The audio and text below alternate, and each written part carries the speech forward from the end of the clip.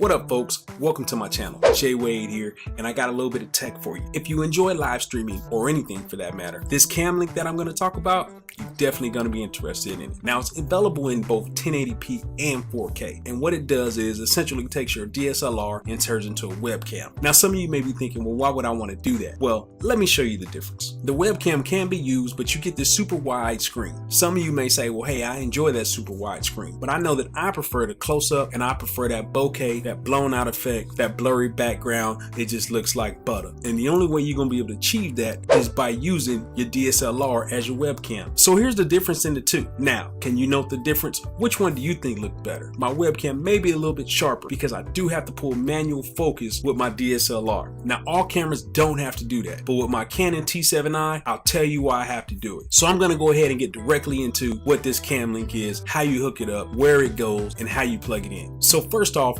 pulling it out of a box, it comes with a small cable and plugs directly into your computer using the USB and HDMI cord connected directly to your computer. Now, this handy dandy extension fixes it so that you don't have to worry about this thing dangling on the side because it's got a little bit of weight to it, and that weight to it will damage your USB connection. You will have to purchase separately an HDMI cable to connect to your camera. Mine uses a mini HDMI and it uses both of my old Nikon and my Canon. Now, here are the steps to take your Canon and get everything off of the screen, because if you don't do that before, you'll run into the problem of trying to record, having all of your camera settings on the screen. Now, that won't do you no good while you're live streaming unless that's the view that you're looking for. After you get done making all of your settings and all of your corrections inside of your camera, you're gonna want to go in there, turn your camera to the side, look at your lens, and turn your autofocus off. Once you're locked in manual focus, everything will come off of your screen, and the only thing that you'll have to do is pull focus manually.